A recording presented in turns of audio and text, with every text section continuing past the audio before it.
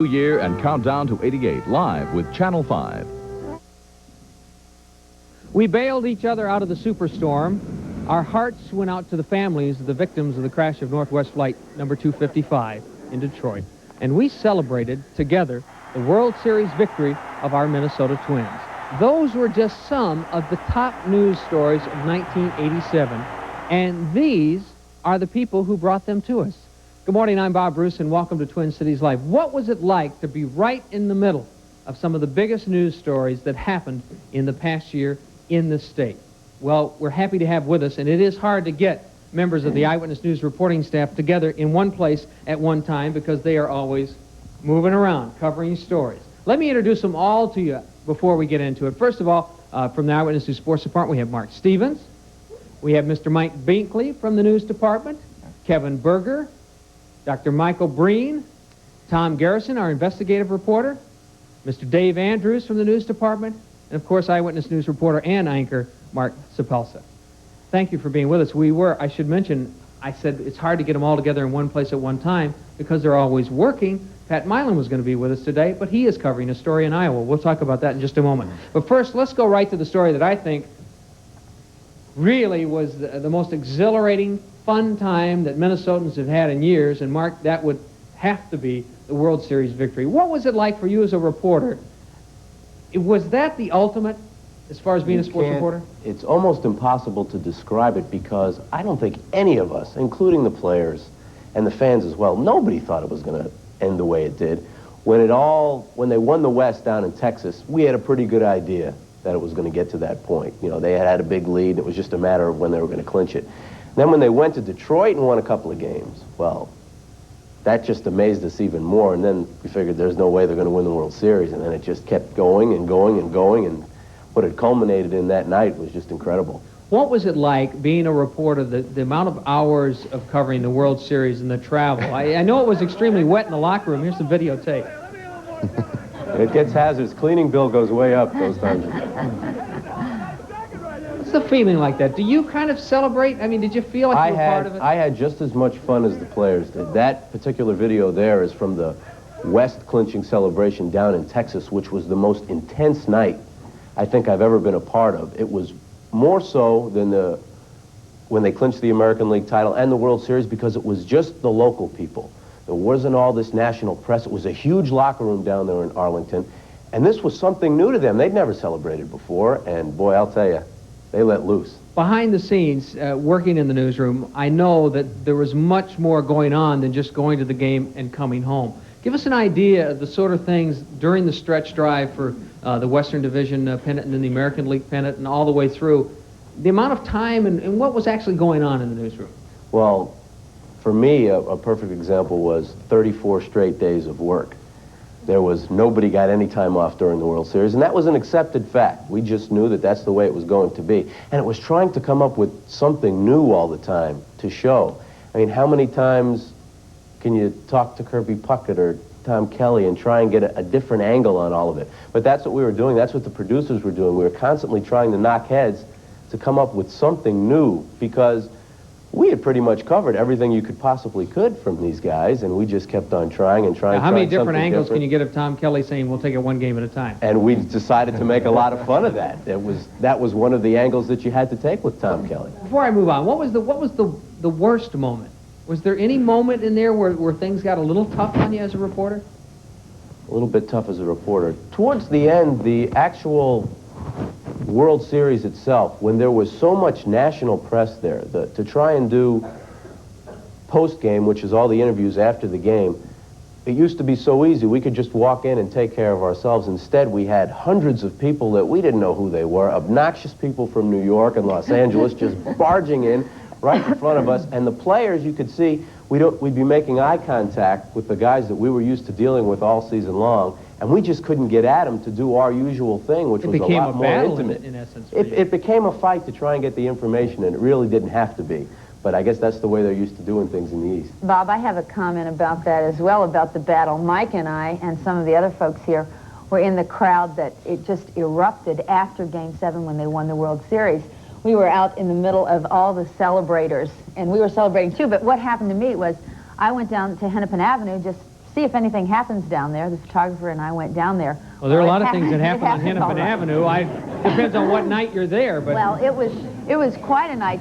We were on one corner, and we saw just virtually almost like a mob scene erupt. We saw people swarming around an MTC bus, climbing on top of it and rocking it.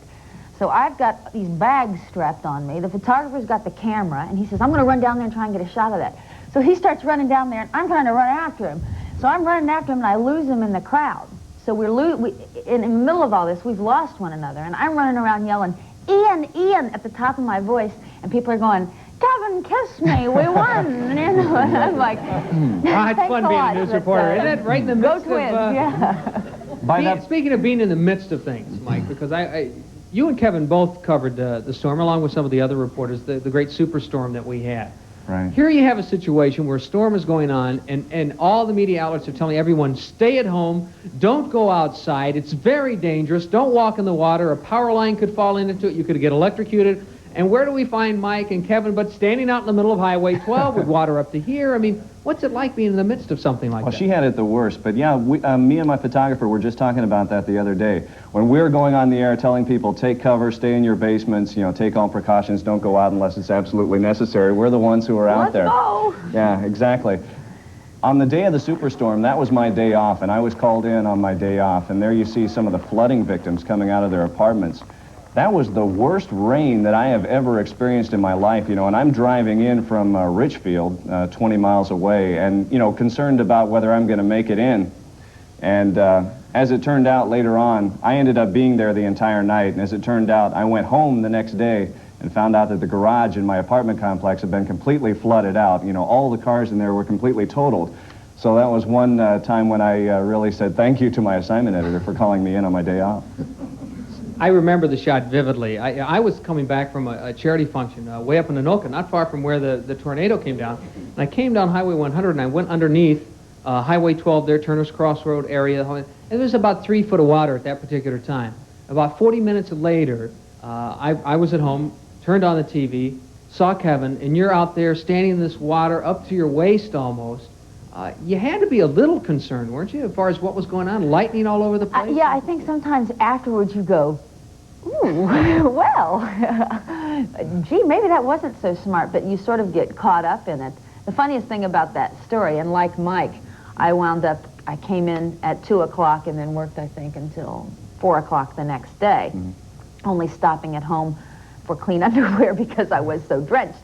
But the funniest thing that happened to me was I had gotten a permanent in my hair that day, and the man who does my hair said, I can't wait to see how this looks on TV. And I was like a drowned rat standing in it, thinking, well, that's how it looks. Kevyn, on a more serious note, you've covered all kinds of stories, but I'm sure in your career, one of the most tragic and one of the most personally moving would have to be the Northwest crash. You could tell me, being a news reporter, how you found out suddenly you were going to be in Detroit. How did that all take place? Because I don't think a lot of people who aren't within the business realize how reporters are just suddenly called at the drop of a hat.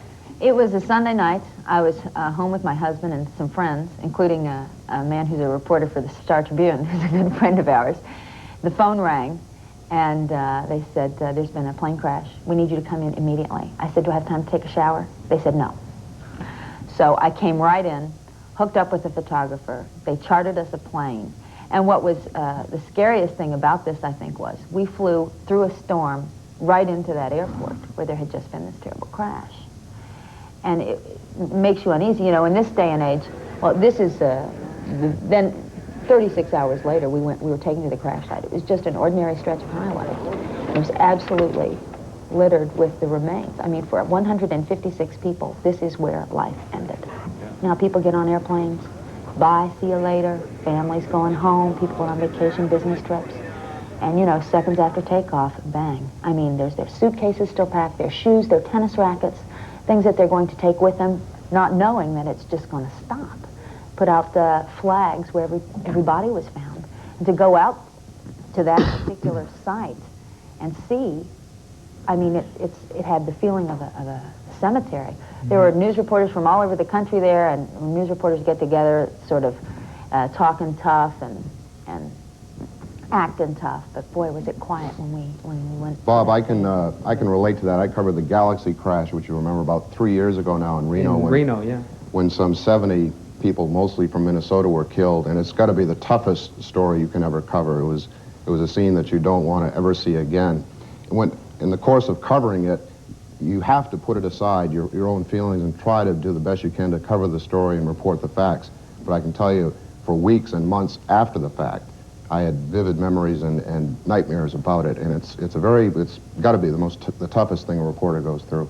I remember, Bob, when Kevyn, I think it was the first day you came back from Detroit, she sat on the set at 5 o'clock for just a little debriefing, just a little chit-chat about what happened. I think you had tears in your eyes. Well, you spent about a minute and 30 seconds just talking about going to that site, and I remember you had tears in your eyes when you ended up. It's a sort of a shell shock kind of a situation when you're done with that, and it's awful. That's the only word for it. I think sometimes in the newsroom, because so many stories come through there of murders and mass murders and plane crashes, did you feel that before you went and covered the story that you had become a little bit desensitized to some of that?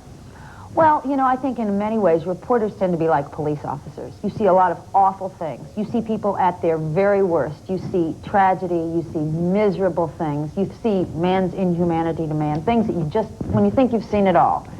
And so, like police officers, I think sometimes we sort of make wisecracks, and we make jokes, and there's a certain gallows humor that goes on, and that's the way that you handle it, and perhaps that's a good release. But there's some things that there's no way that there's anything funny about it. You know, Bob, I often thought that journalism was a lot like medicine, and I didn't see the analogy till I went into television, but you have to function in a kind of emotional vacuum. You can't afford to react to everything you're seeing. When I went to Africa and I saw a lot of starving babies, your job is to function, and as much as you'd like to be emotional, that's not why you're there. That's not how you help the situation. I think at this point, this is where years of experience and professionalism, it just sort of kicks in, and you do, to an extent, do it on autopilot because you have to. We'll continue in just a moment. We'll continue looking back at some of the top stories of 1987 with the Eyewitness News reporting staff when Twin Cities Live continues in a moment.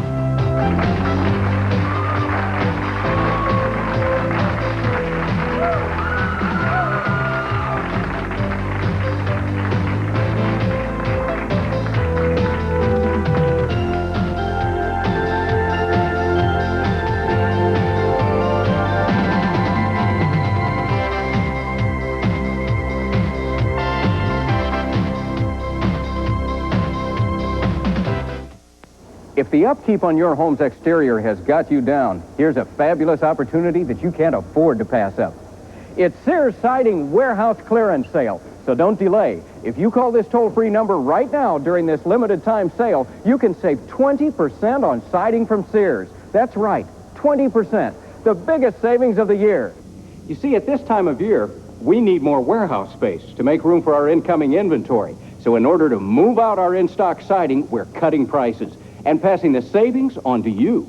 So whether your home is wood or stucco and needs an entire facelift, or if it's a brick combination with cracked, peeling moldings, eaves, and overhangs, siding from Sears will enhance the look of your home.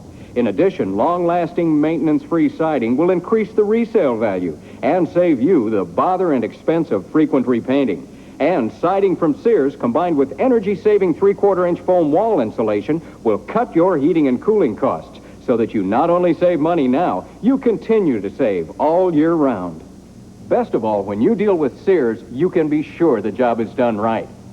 Call this toll-free number now during our siding warehouse clearance sale, and Sears will arrange for a free in-home estimate. Help you select siding that's just right for your needs.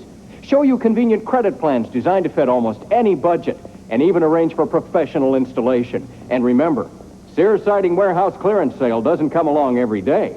So if you've been thinking about siding your home, now's the time to call this toll-free number.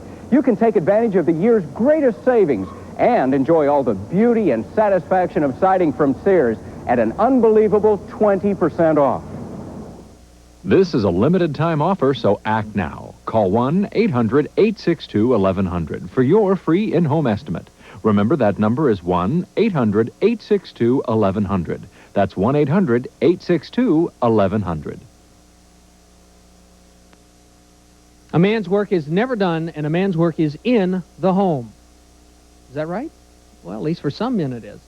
More and more men are staying home to be the primary caregiver of their children while mom goes out and fights the corporate battle.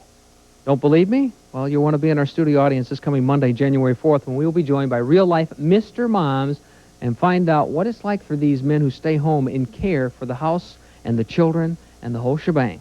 For free studio tickets, the number to call, 641-1298. Monday, January 4th, as we kick off the new year here on Twin Cities Live with real-life Mr. Moms.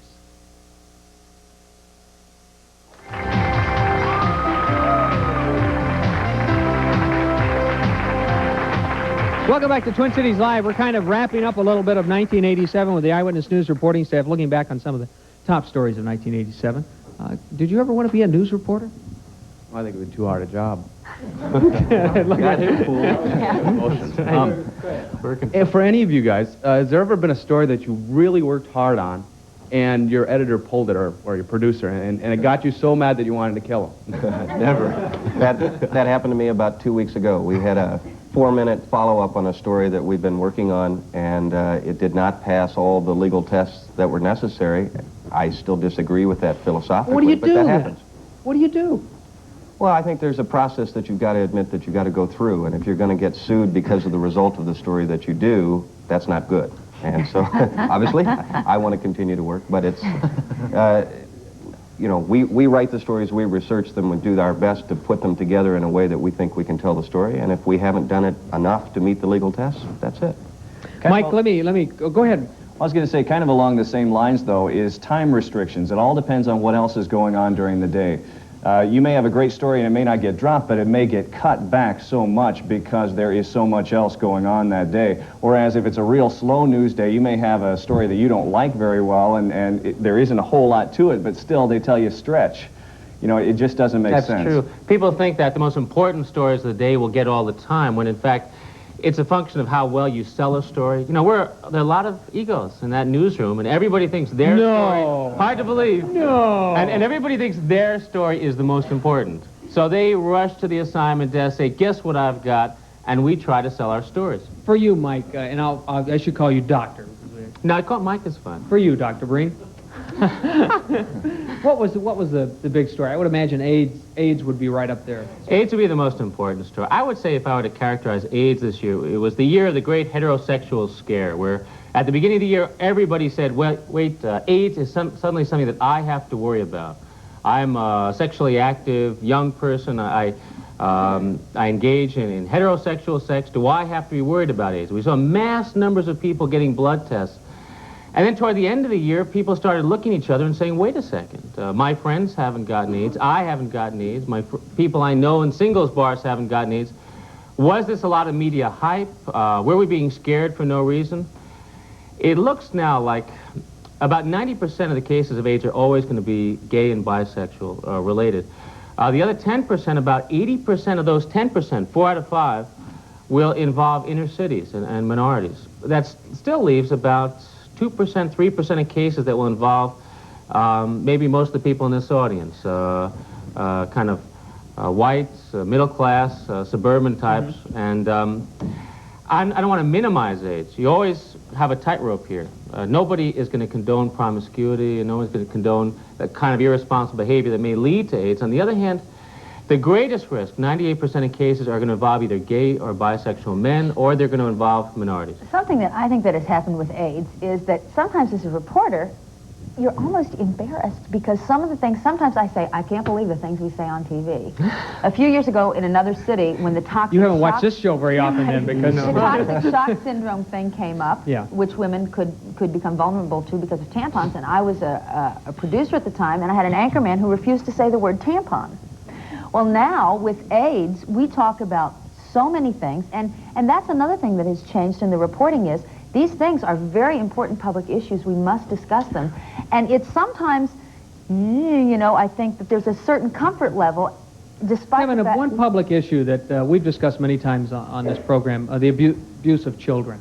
The Lois Juergens trial was something that, if you're a parent or anybody who cares for children, upset a lot of us. You covered some of that trial. Yeah, I was there on the day that she was found guilty and on the day that she was sentenced. And I think I knew a number of reporters who said they couldn't read the paper, they couldn't stand to think about this. I found it very haunting myself, being the mother of a young son, and hearing the allegations of the brutality that this child endured so many years ago. It was quite an upsetting experience to cover this, to even try and comprehend what had gone on within this. See, for all of you, I think the one line here that I think most viewers would continually come back to is, how do you separate yourselves emotionally from what's happening? Because you are human beings. Well, in some you cases, have your own families. In some cases, you can't. I covered. It was in White Bear Lake. Lois Juergen's other adopted son, his name was Robert, was presented. He presented an award to the police officers who essentially did the legwork to convict his mother for the death of his adopted brother. It was an incredibly emotional thing. He talked about what he had been through, what his family had been through, and everyone there cried, myself and my cameraman included. It was just too overwhelming not to be moved by that. Mark? We always talk about being objective on stories, and I remember having journalism 001, freshman year of college, and my professor was a veteran in television news, and he said, you'll never cover a story. You'll never cover a story objectively. And I said, well, what do you mean? What are you talking about? And he said, you're always going to have some feelings about a story. Whatever story you're covering, you're right. You lean one way, you try and be fair about it.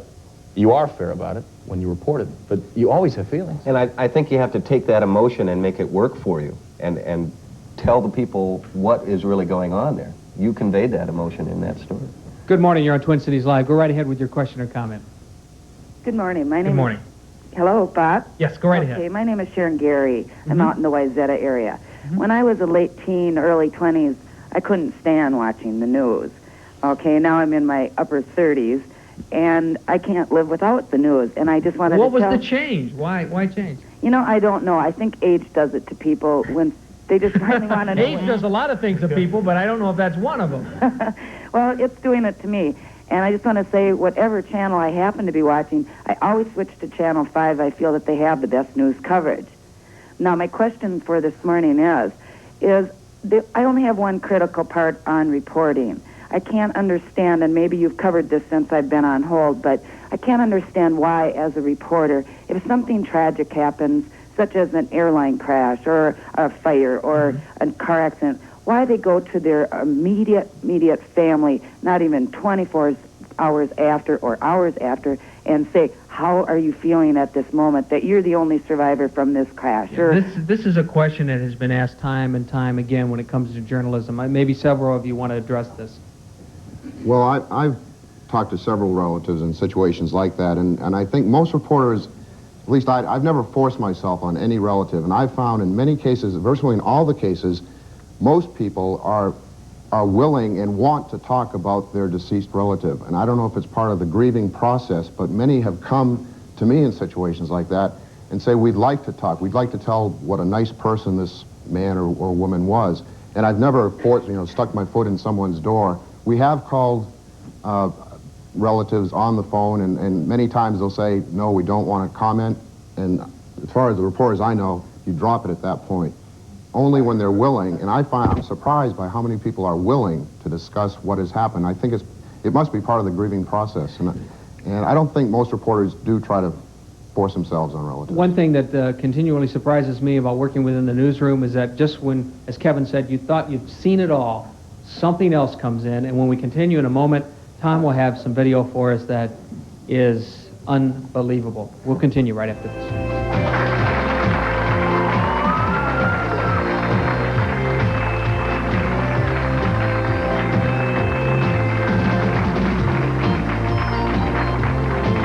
Are you tired of cereals that have over-sugared, over-fibered, and generally toyed with your breakfast?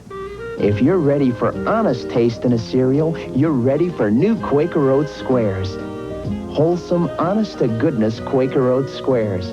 Quaker Oats toasted into crispy, crunchy little squares with delicious whole grain taste. Honest taste from an honest face. New Quaker Oats Squares. Hi.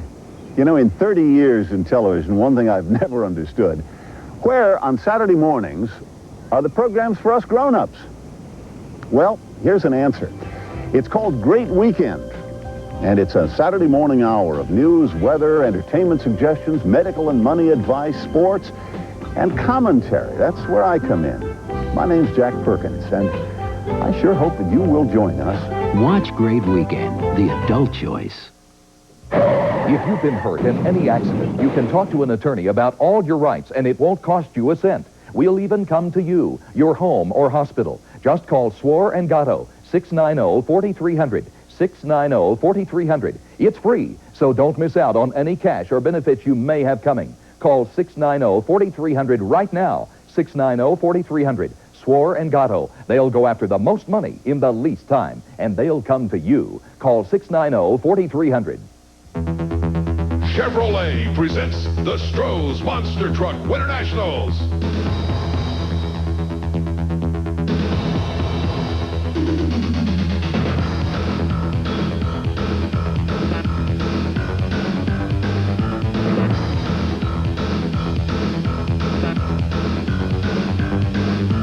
Part of the Redman TNT Motorsports Series, coming January 8th and 9th to St. Paul Civic Center Arena. Dr. Michael Breen was just talking about AIDS, and have you been, when you're gone to your dentist or doctor's office lately, have you noticed anything unusual? Anything a little different than from in the past? Have you noticed they've been wearing more surgical gloves and masks than ever before? Now, why are they doing this? What are they protecting? Who are they protecting, the patient or themselves? You may be surprised to the answer to that question. Because of the threat of AIDS. That's why. We invite you to come down to our studio on Tuesday, January 5th, as we get some answers from the people who deal with that fear of AIDS every day.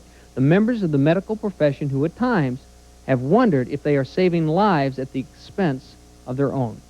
It's a very controversial question. When should a doctor draw the line when treating a patient if they have AIDS? The number to call for reservations, 641-1298.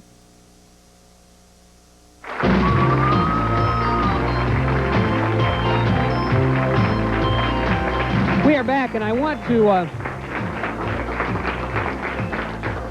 the video that you had in The Exorcist, you called your new series, this was bizarre.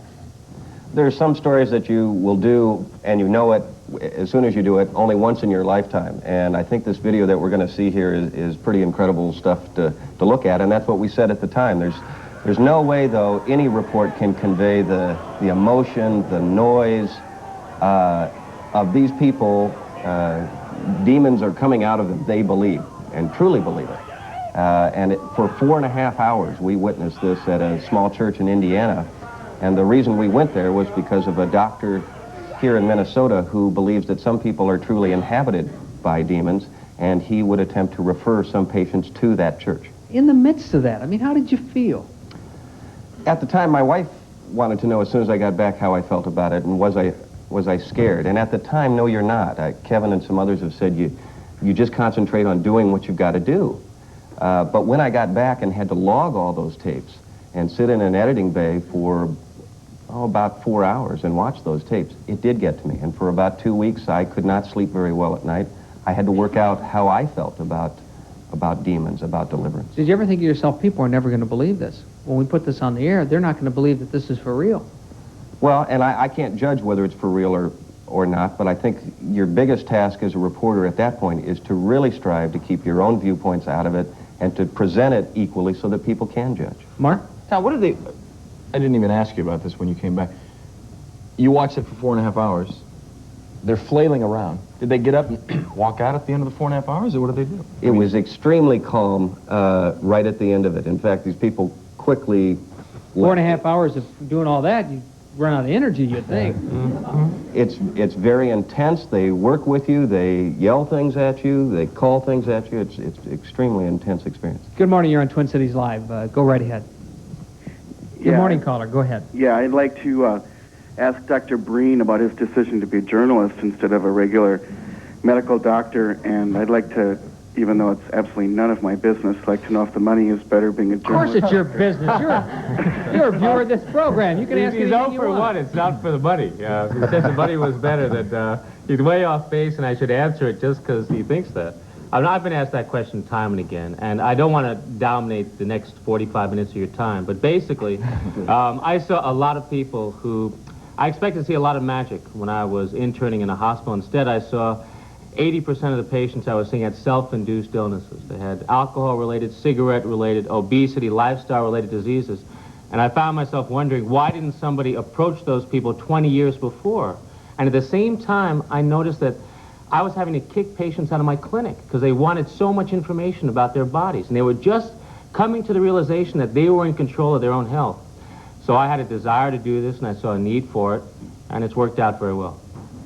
Dave, one part of being a reporter is that many times you have to cover hearings and proceedings of political things, court hearings. You covered the Northwest Airlines, the investigation into that. What's it like covering one of those things where you have so much information thrown out there, yet you're responsible for trying to boil that down to a minute and a half and explain it to everyone so everybody knows what's going on? That's the most frustrating part, I think, of any TV reporter's job, is trying to boil down masses of information into a minute and a half story.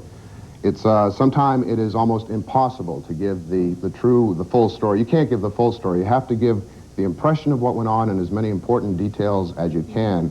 But you also realize that if people are interested, and people who want to be well educated about the news have to combine reading the newspaper and reading news magazines with watching their nightly newscast, because in television news, as much as we'd like to, we just can't tell the full story, and I think everybody would agree with that.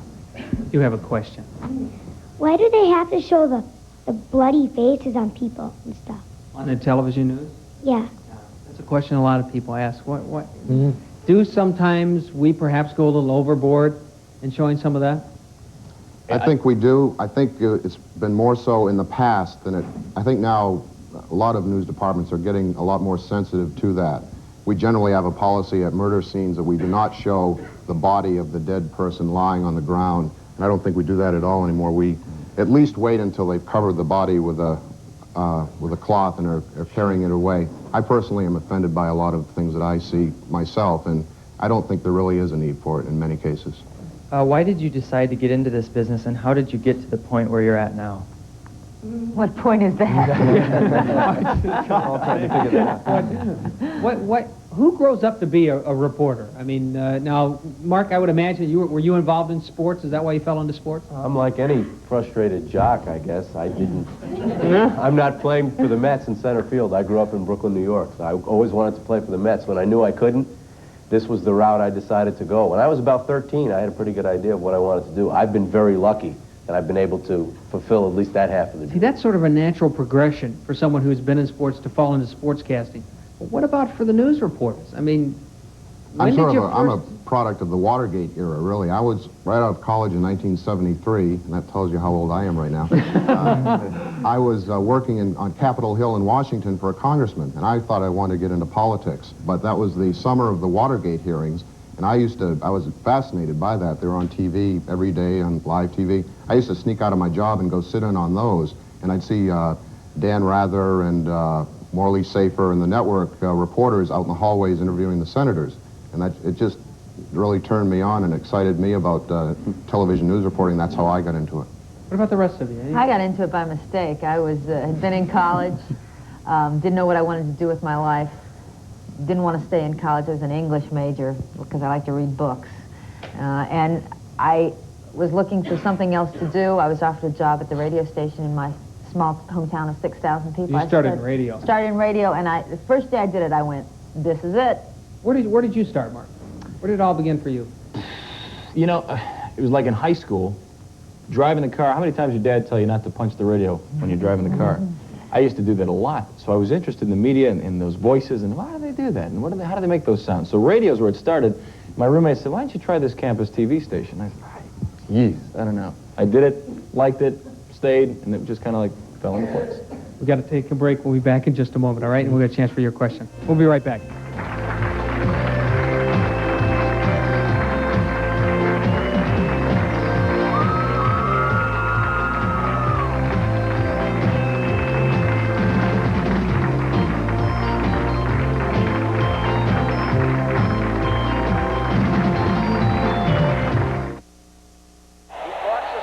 This is my husband, Harry, the New Year's Day couch potato, leaving me with nothing to do.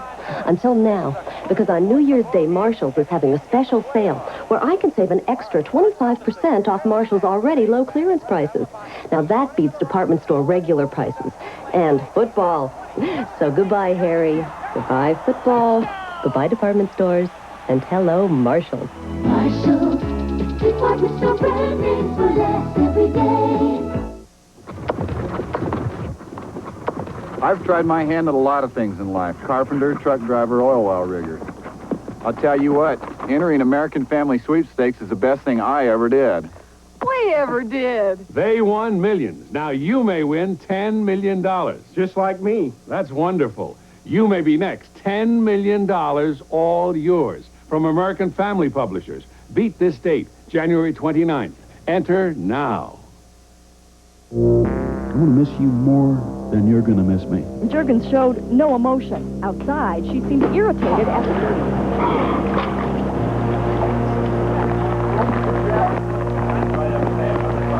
Northwest 255, runway 3 center. Turn right, heading 060, clear for takeoff. To Gaetti for the first time ever, the Minnesota Twins. A look back at 1987 by the news people who brought you the stories. Eyewitness News Review, Thursday.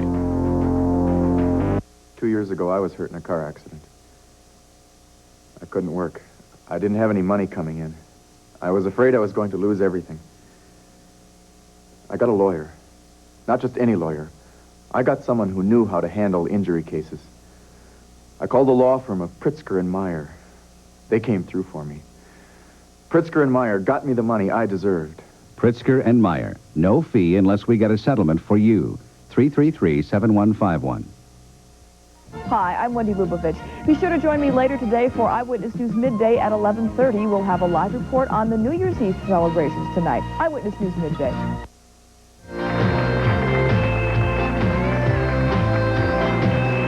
We are back, and we're sort of reminiscing about some of the stories from 1987 with the Eyewitness News reporting staff. Go ahead.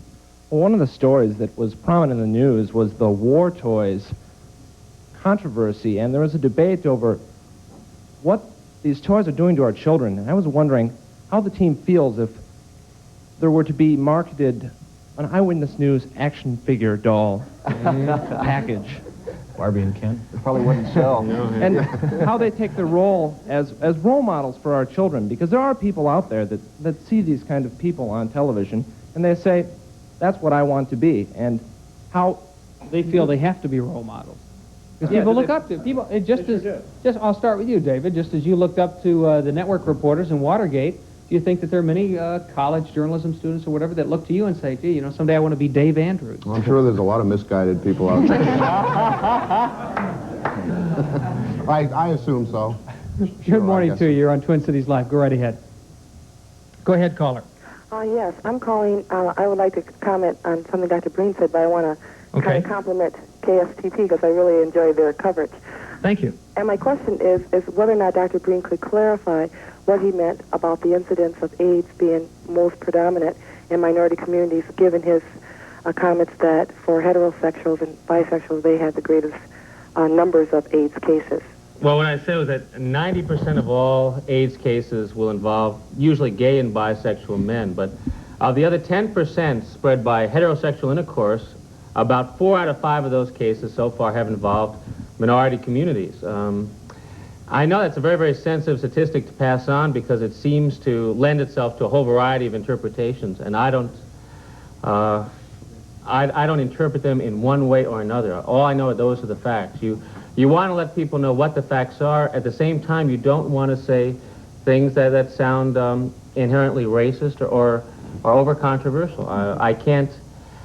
I think that's useful information for anybody to know, but I worry myself that it'll be misinterpreted. There's a certain amount of blaming the messenger that goes on. Unfortunately, a lot of the news that we have to bring is bad or controversial. We don't make these things up. I'm sure that, you know, it doesn't mean anything to you, this statistic. You have nothing of your person invested in this. This is simply the fact and to pass it on. And yet sometimes people view us, the facts that we present, that somehow we're injecting our opinion, that we're racist or sexist or whatever, and that's a problem. And a good example here with AIDS is the condom issue. You know, boy, we just gave the facts about condoms and the fallacies and the problems with them, And next thing you know, you're interpreted as this kind of right-wing fanatic who, you know, is making a moral issue out of AIDS, when in fact you're trying to give right. And it can be an uncomfortable situation. Many times reporters are placed in very uncomfortable situations. Now, Mike, I remember a story, the Ryden family, when you were in a situation that could have gone either way. If you could explain it for us. Exactly, and it goes right along with what we were talking about earlier, about being with families in a very either tragic situation, a very tense situation. This was a family who had a son aboard the USS Stark, the ship that was shot by Iraqi jets in the Persian Gulf. More than a day went on before they could say how many people had died in this attack. And there was one family in Minneapolis in particular that we were with that was still awaiting word, and I think we have a film clip of when they finally did get the Now, we'll take a look at it now when they finally got the word about their son and his whereabouts. Here it is. Hello? Yes. Ryden, yes.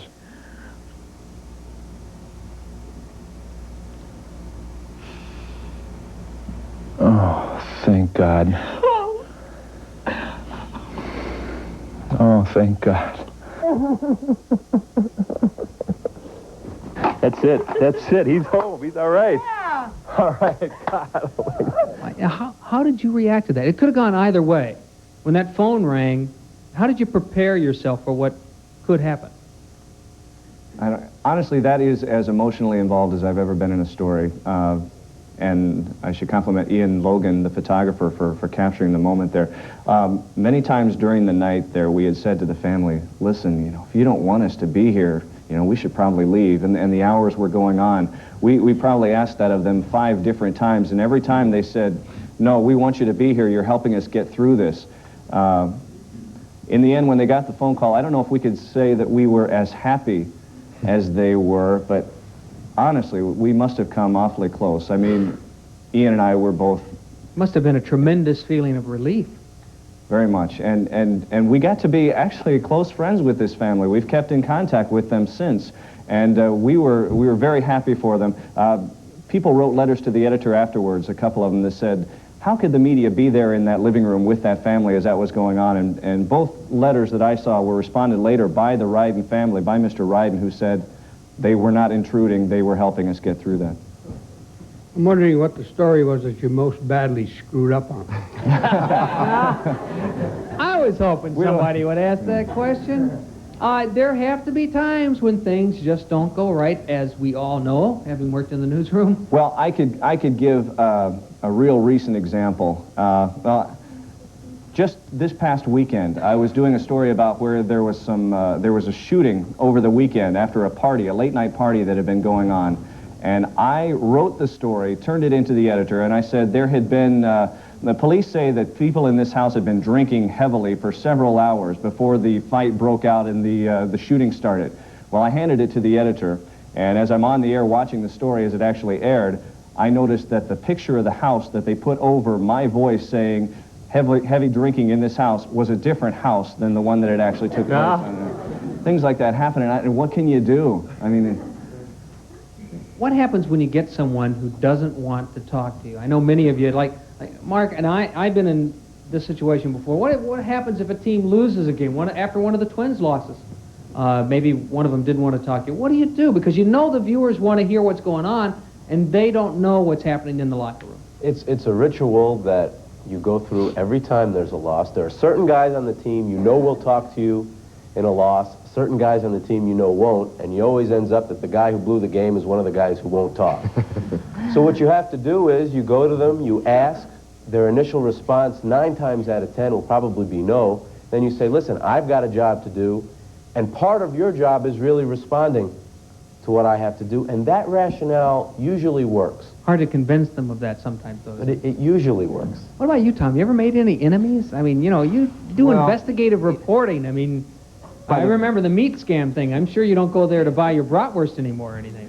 Well, fortunately, that story is closed, but by the very nature of what we do, when I show up on your doorstep, it's not going to be a very pleasant day for you. So if Tom shows up on your doorstep, you better go the other way. In a moment, we'll continue. We'll talk about how technology has drastically changed the world in which these people work each and every day. We'll continue in just a moment.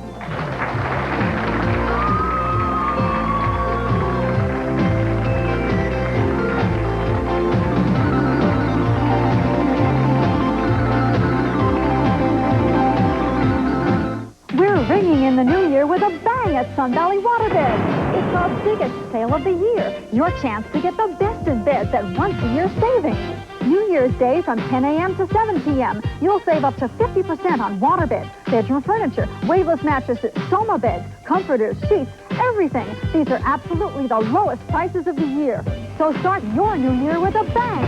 Get the best in beds at once-a-year savings. New Year's Day only at Sun Valley Waterbeds.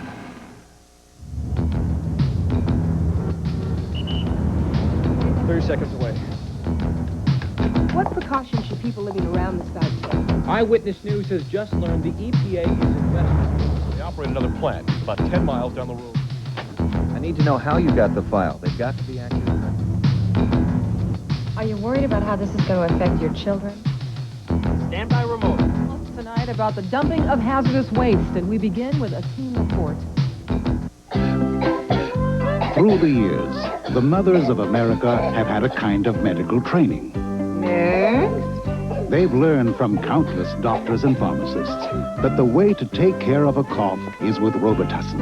And now at home, the mothers of America are putting this advice to work. Next. Robitussin, recommended by Dr. Mom. Which Robitussin is right for you? Ask your doctor or pharmacist.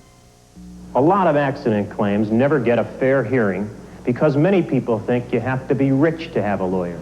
But it can cost you plenty to settle your own claim, and you don't have to. At Hyatt Legal Services, we took the fear out of legal fees. Before you sign something you don't understand, come in and talk to one of our lawyers. We'll help you fight for what you're entitled to. I'm Joel Hyatt, and you have my word on it. We took the fear out of legal fees across the country and in your neighborhood. Last January on Twin Cities Live, we had a guest on, and we got unbelievable response to his appearance. A man whose name is familiar to many people that live in the Twin Cities. A very caring man whose care and concern for others has touched the lives of many people. His name is Percy Ross, and once again, we will have him on our show, along with some of the people whose lives he has changed as a result of his generosity.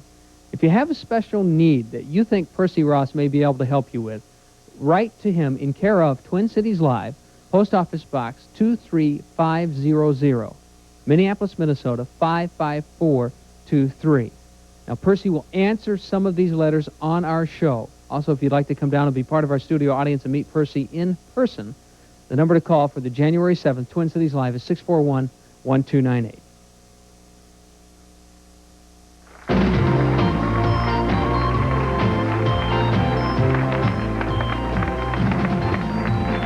We are visiting with members of the Eyewitness News reporting staff this morning. Technology has changed things so dramatically for all of us that work within this business, the way we do stories. Marc, you have a favorite story that we're going to take a look at.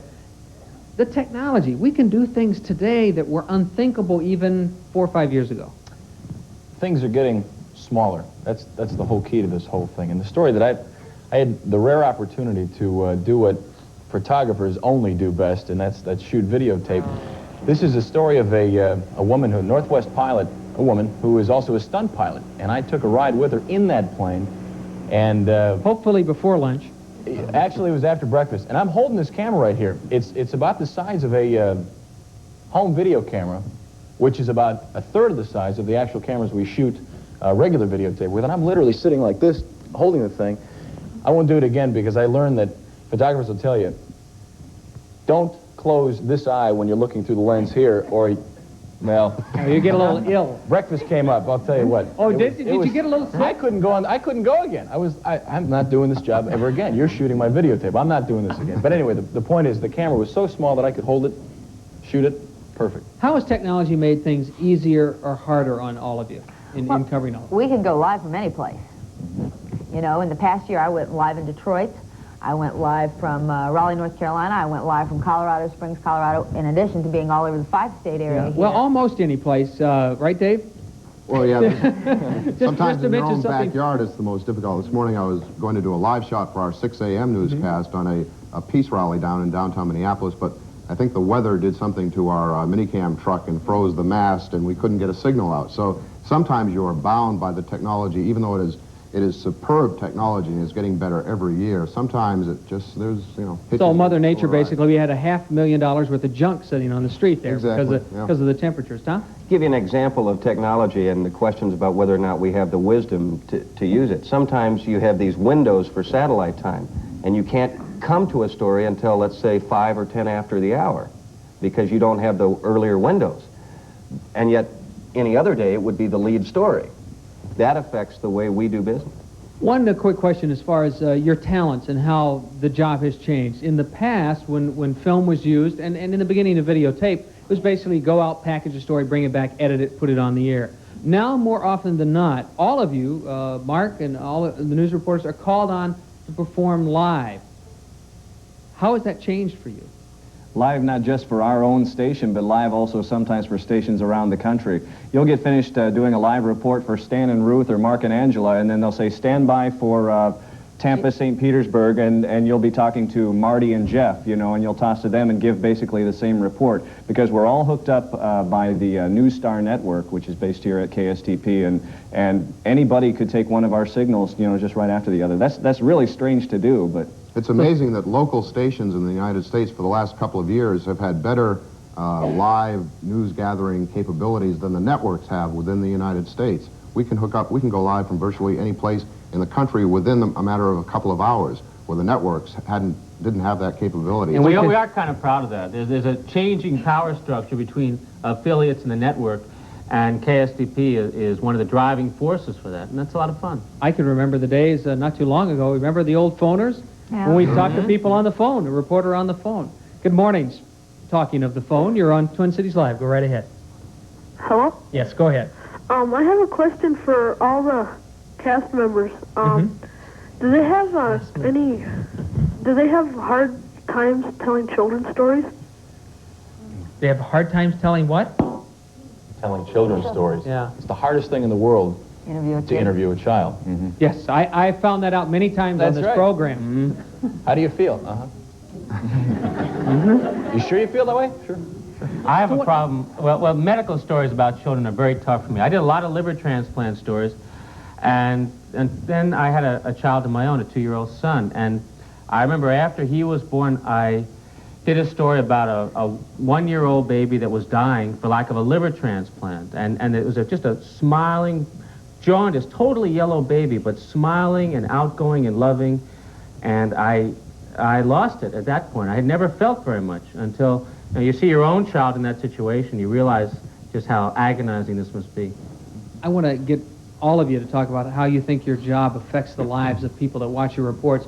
But Kevyn, I know in your particular instance with Thursday's Child, in fact, this morning in the 6 a.m. news we ran a story, 30 children's lives were drastically affected by the story that you do I every think week. one of the reasons that I got into this business was I wanted to feel as though I could make a difference, that there's so much need for greater understanding and information that I wanted to be a catalyst for that.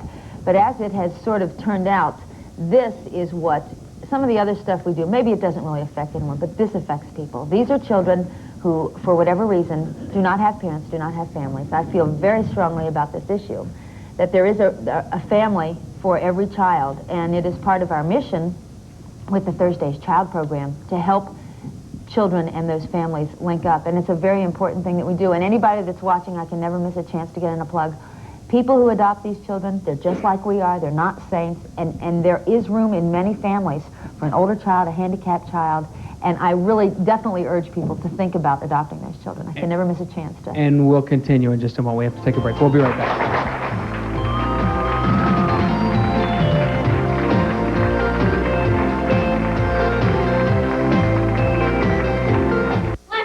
Hey. I hated to feed the grandkids. That's because he's a lousy cook. Cute.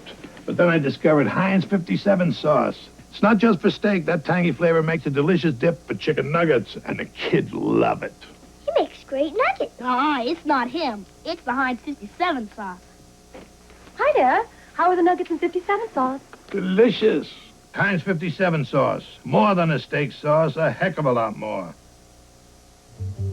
Come in to Video Update. You'll find thousands of great movies you'll love to watch. We're located throughout the Twin Cities. There's a video update near you.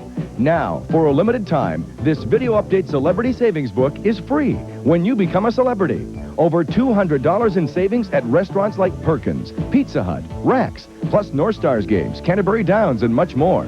A great value. So stop by the Video Update near you and become a celebrity. Start your savings now. The Contour Chair Company presents You Get the Phone. I got the phone.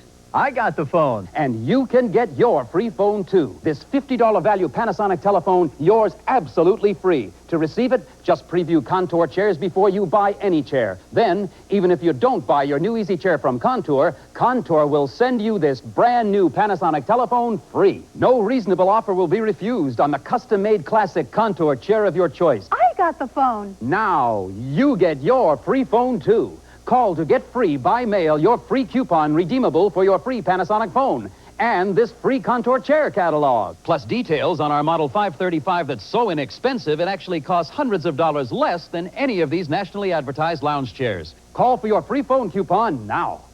Call 1-800-228-5333. That's 1-800-228-5333, toll free. Call 1-800-228-5333.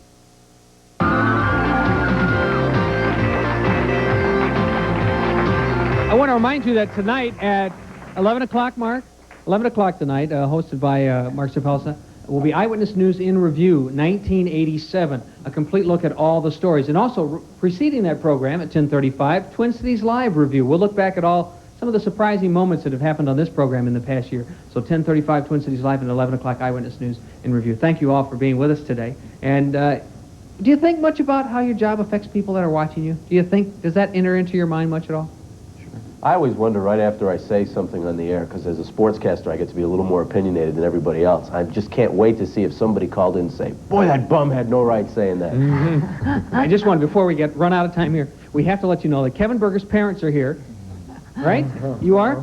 Al Berger. Al and Jill Berger. you're just proud as punch, aren't you? Oh, this is your sister.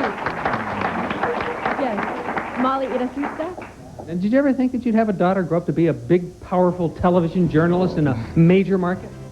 No, not really. But Accommodations for guests on Twin Cities Live, provided by the new Whitney Hotel, located city side of the Mississippi overlooking St. Anthony Falls. Henderson chauffeured Cadillacs provide limousine transportation for the guests of Twin Cities Live. Henderson's offers the largest selection of color, style, and service in the 5-state area. Hair and makeup provided by Take 5, 504 North 1st Avenue in the Butler Building. Not a lot of time, but go ahead. I was wondering, you can report like on adopted kids, but what about the victims of child abuse kids? That's the sort of thing that is really frequently in the news, and I think that this is another case where the media has shed a lot of light on a problem, and I think that has educated a lot of people about something. A lot of things that used to be in the closet not talked about, now it's on the 6 o'clock news. Once again, a reminder, Eyewitness News in Review tonight at 11 o'clock. What was my other question up here? You had one. Go ahead. I was going to ask about the local issue with the cruising on Central and how you felt about how the police force handled that. Well, we only have 10 seconds, so let me just take this opportunity to say thank you and to wish all of you a Happy New Year. Be very, very safe and careful tonight on New Year's Eve. We'll see you Monday.